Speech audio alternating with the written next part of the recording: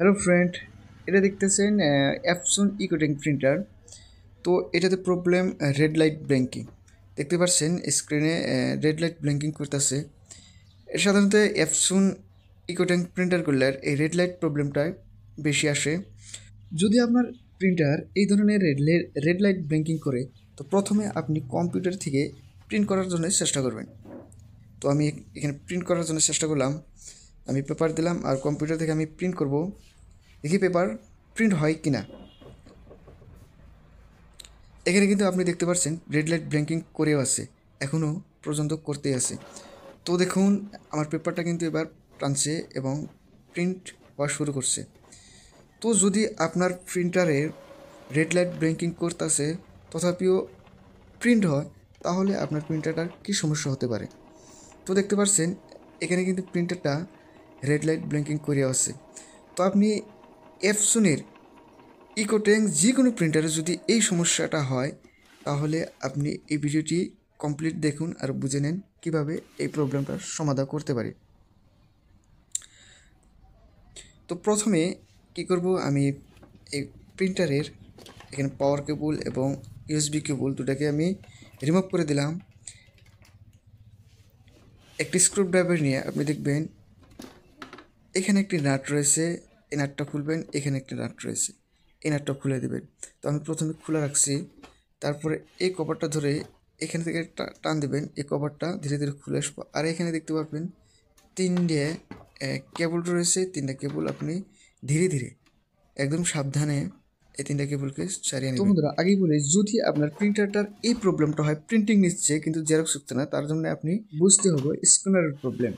তো আমি স্ক্যানারটা খুলে নিলাম, এখানে দেখতে পাবেন প্রথমে আপনি কি করবেন, স্ক্যানারের এভাবে রেখে একদম এই দুইটা কেবল আপনি লক্ষ্য করবেন কোনো জায়গায় কাটা ছিটা আছে নাকি, বা এই লাইনগুলো যদি ট্রেগুলো যদি খারাপ হয়ে থাকে তাহলে আপনি এটাকে প্রথমে চেঞ্জ করে নেবেন। আর যদি এই দুগুলো ঠিকই আছে তাহলে আপনি স্ক্যানারটা খুলে নিতে হবে। আমি আপনাকে দেখাচ্ছি, এই জায়গায় একটা নাট রয়েছে, তারপর এখানে একটি নাট রয়েছে,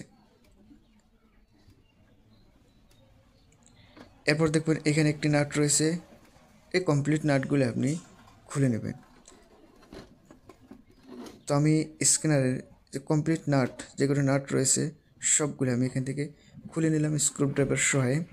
তো তারপর আপনি কী করবেন, এই জায়গায় ধরে এই জায়গায় সিম্পলভাবে একটু টান দিলেই দেখবেন আপনার স্ক্যানারটা এভাবে খুলে আসবো।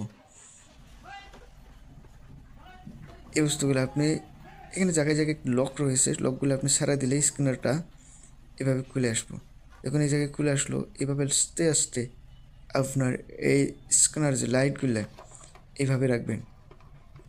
আপনি কামগুলো সতর্কভাবে করতে লাগবো। আপনি খুব সিনসিয়ারলি কামগুলো করে রাখবেন।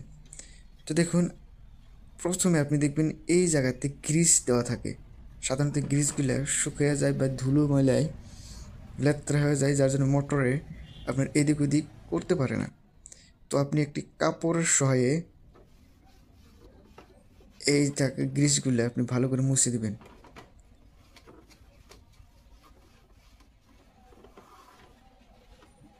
এখানে সুন্দরভাবে আপনি গ্রিসগুলো মুছিয়ে দিবেন। লাইটটা তো ধুলোবালো করে থাকে, আপনি এই লাইটটাও আপনি সুন্দর করে ভালো একটি কাপড়ের সহায়ে মুছে দেবেন। এটি মুছা হওয়ার পর আপনি তারপর কি করবেন, নতুন এই গ্রিসটা আবারও এখানে লাগাই দিতে পারেন। আপনি টেস্টিংয়ের জন্য আপনি ভেসলিনের সাহায্য নিতে পারেন। ভেসলিন দিলে কিন্তু আপনার বেশি কয়েকদিন লাস্টিং করবো না। আমি এখানে নতুন গ্রিস কেনা আছে, তো এটাকে আমি এখানে ব্যবহার করলাম। গ্রিস দেওয়া কমপ্লিট হলে এটাকে আমি একটু সাইডে রাখলাম। সাইড করে এটাকে দেখবেন এই জায়গায় অনেকগুলো ধুলোময়লা হয়ে থাকে গ্লাসে।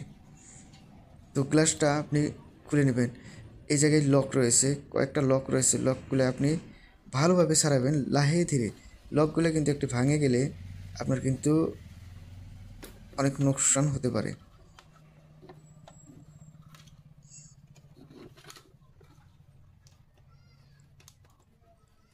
তো আস্তে আস্তে আপনি এই গ্লাসটা এখান থেকে খুলে নেবেন এভাবে। দেখুন লকগুলো কিন্তু আপনি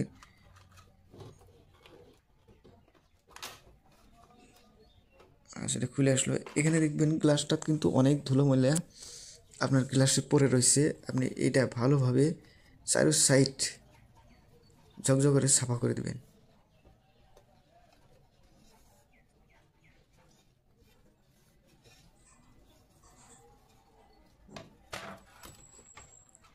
আপনি এই জায়গাগুলো আপনি সাফা করে দিতে পারেন। এই যেটাকে আপনি একটি কাগজের মতন একটা দেখতে পাচ্ছেন, ওইটা কিন্তু আপনি ওটাতে কোনো কালি ছালি যাতে লেত্রা না হয় সেদিকে লক্ষ্য রাখবেন। ভালো কাপড় দিয়ে এটা মোছার চেষ্টা করবেন। তো এটা হওয়ার পর এটাকে আমি আবার প্রথমের মতন ফিটিং করে দেব।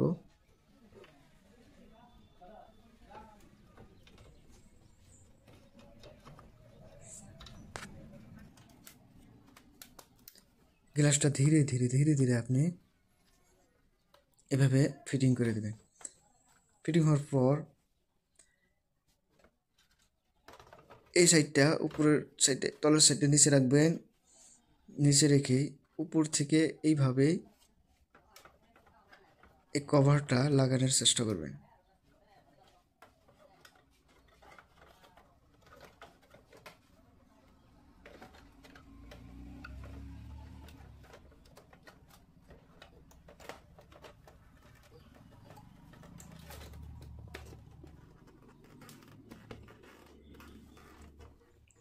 তো বন্ধুরা দেখতে পাচ্ছেন আমি কভারটাও এভাবে ফিটিং করে দিলাম।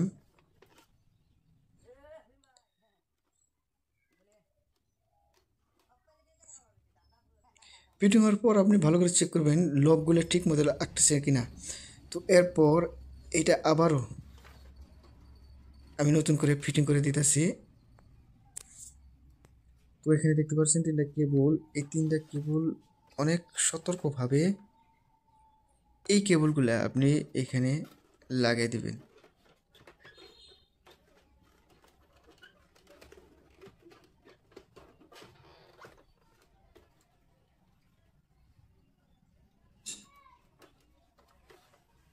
এটা কিন্তু অনেক সতর্ক সহে আপনি লাগাবেন। না যদি ফিটিং করা ঠিক না হয় তাহলে কিন্তু আপনার প্রিন্টারে রেড লাইট প্রবলেম দেখায় থাকবে।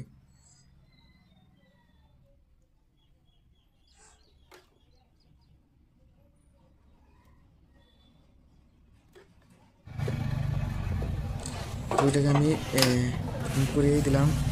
তো এখন দেখতে পারবেন আমি প্রিন্টারটা কিন্তু এখন ফিটিং করে ফেলেছি। তো এখন আমি পাওয়ার কেবলের সাহায্যে পাওয়ার অন করে এটাকে আমি প্রিন্ট করার চেষ্টা করবো কি ঠিক আপনার প্রবলেমটা সলভ হয়েছে কি না।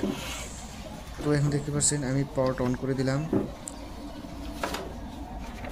তো একটি পেপার রাখলাম প্রিন্ট করার জন্য।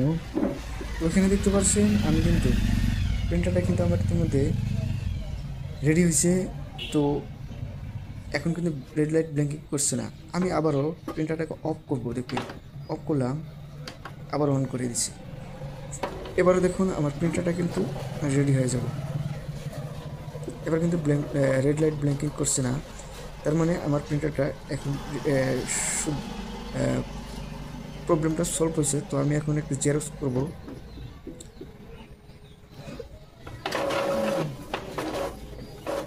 দেখছেন এখন আমার প্রিন্টারটা কিন্তু রেডি হয়েছে এবং আমি জেরক্স করছি, এর প্রিন্ট দিচ্ছি।